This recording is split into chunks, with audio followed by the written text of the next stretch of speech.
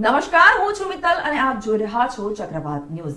વાત કરીએ મહેસાણાની તો મહેસાણાના મર્ચન્ટ વાસણા કોલેજ ખાતે ગઈકાલે કોઈ અગમ્ય કારણોસર એક વિદ્યાર્થીનીએ ગળે ફાંસો ખાઈ લીધો હતો અને પ્રાપ્ત માહિતી અનુસાર વતન નગવાડા સુરેન્દ્રનગર જિલ્લાની BHMS ફર્સ્ટ યરમાં અભ્યાસ કરતી શ્રીમાળી ઉર્વશી નામની વિદ્યાર્થીની દ્વારા આપઘાત કરવામાં આવ્યો છે। આ ઘટનાને લઈ અને કલેક્ટર કચેરીમાં હાલ ધારદાર રજૂઆત કરવા માટે મોટી સંખ્યામાં લોકો પહોંચ્યા છે અને દીકરીને ન્યાય મળે તે માટે માંગ કરવામાં આવી રહી છે। શું કહેશો, વિદ્યાર્થીઓ સાથે આપ કલેક્ટર કચેરી પહોંચે? ગઈકાલે જે ઘટના બની એને લઈને સમગ્ર ગુજરાતની અંદર મહેસાણા જિલ્લાની અંદર વિદ્યાર્થીઓમાં ખૂબ જ રોષ પ્રવર્તી રહ્યો છે। ગઈકાલે વિદ્યાર્થી પરિષદ આખો દિવસ આંદોલન કરી અને નરાધમો જે વિદ્યાર્થીઓને ટોર્ચર કરતા હતા, જે વિદ્યાર્થીઓને હેરાન કરતા હતા, એવા 2 પ્રોફેસરોનું રાજીનામું લીધું, પણ આ માત્ર 2 પ્રોફેસરો પૂરતું નથી।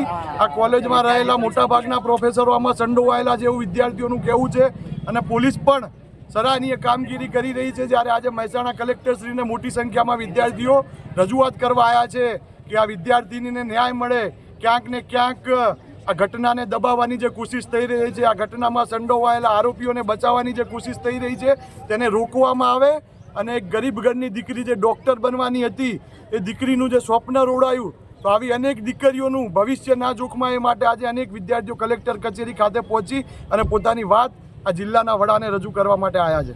અમને એવું જાણવા મળેલું છે કે જો કેમેરા સમક્ષ કોઈ વિદ્યાર્થીઓએ પોતાનું નિવેદન આપ્યું હશે તો એને પણ ટોર્ચરિંગ કરવામાં આવી શકે છે। કોઈ પ્રકારનું ટોર્ચર સહન કરવામાં નહીં આવે। જરૂર પડશે તો આખી કોલેજનો સ્ટાફ બદલવાની તૈયારી વિદ્યાર્થી પરિષદ રાખશે અને કોઈ પણ પ્રોફેસરો કે પ્રિન્સિપલો એમના મનની અંદર જો એવું લઈને બેઠા હોય કે અમે આમને જોઈ લઈશું, તો વિદ્યાર્થી પરિષદ ઉચ્ચ કક્ષાએ જઈ અને આ કોલેજને કઈ રીતે, આ કોલેજના સ્ટાફને અને કઈ રીતે વિદ્યાર્થીઓનું ભવિષ્ય ના જોખમાય માટે શું પગલાં લેવા પડે એ માટે આગામી સમયમાં નિર્ણય લેશે।